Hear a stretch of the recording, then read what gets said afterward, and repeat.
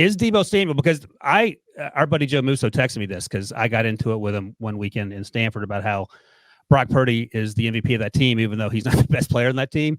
Turns out Deebo Samuel might be the best player in that team. So talk about Deebo's importance to that team. If he's healthy, if he's not healthy, what that means, and then you can go off on your rant about the middle 4 minutes there. Well, I mean, we saw earlier this year when Deebo Samuel's out, they struggle because he does a great job of spreading out the defense. Look, you have Deebo Samuel there. He can be a runner, which takes a little because you have to keep an eye on him if you're the defense. That opens up things for Christian McCaffrey.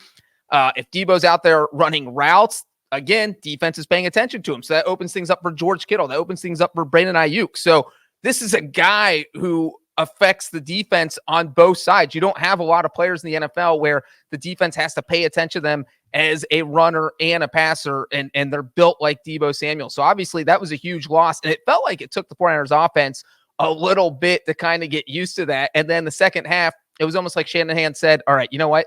Let's just get Christian McCaffrey the ball.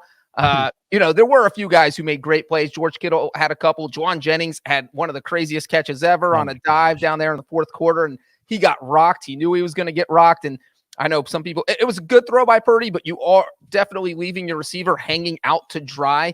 And so the fact triple coverage in the triple coverage, the fact that Jennings held on to that was pretty awesome. But yeah, so I mean, when that happens in game, it's tough. Now they're going to have a week to figure things out, but it's also possible he plays. So who knows how that will impact them next week. Yeah, Brinson? I was just thinking about the Deebo thing because it happened during the first 15 plays. We got hurt twice. Remember, he left with a head injury. No, but I'm saying, like, I'm just wondering if it threw off Kyle's scripted plays enough. I would guess they started. Given how good Kyle Shanahan is. I mean, Matt Canada wasn't right. Yeah. I mean, yeah, I think it probably did. I was trying to be more.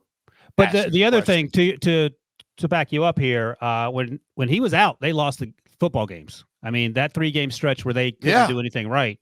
Well, and it was him and Trent Williams. And so it was hard to distinguish. Was it Deebo? Was it Trent Williams? Deebo matters so much to this offense because if the run game's not working, or if they're playing, if teams are playing man and locking you down defensively, you can go to Deebo.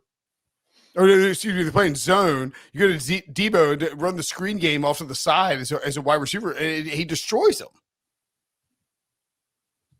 Yeah, I mean, and I don't think it's that crazy, as you guys kind of both alluded to here, to think that it maybe impacted Shanahan, his play calling a little bit, because they only had 3 possessions in the first half. It's not like you had 6 possessions and 2 of them with Deebo, and you're getting your hands wet without him.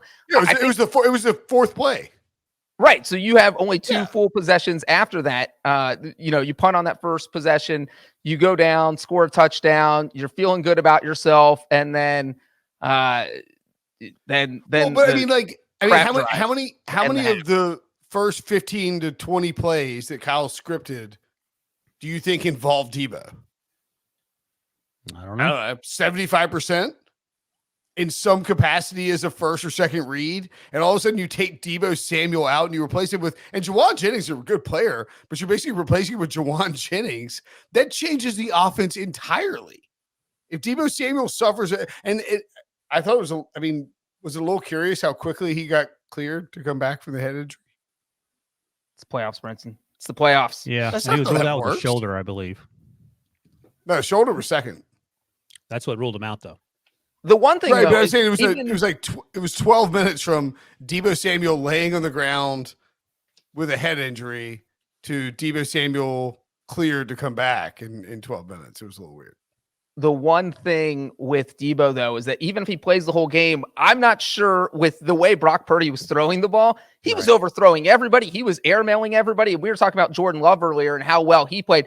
Jordan Love made 3 bad throws in this game, and 2 of them got intercepted. Brock Purdy made 9 bad throws, and none of them got intercepted. Yeah. So that's one of those things. This is just where the ball bounces. I mean, he should have thrown a pick 6 in the first quarter. Darnell Savage. Darnell Savage dropped. So there's obviously some luck involved. And I think if you're the 49ers, and you were asking how Katie would feel, you feel the playoffs are all about survive and advance. All you want to do is survive and advance. The 49ers did that. You had Brock Purdy play, not a great game. You won. You lost Deebo Samuel for 3 quarters. You won. So you had, and you were trailing in the fourth quarter. Kyle Shanahan never wins when he's trailing in the fourth quarter, entering the fourth quarter down 7 points, and you won. So I think at the end of the day, you feel pretty good about yourself because you're in the NFC title game. That's all that matters. Their secondary got torched and they won. Their first trip to the red zone was the very last touchdown drive and they won.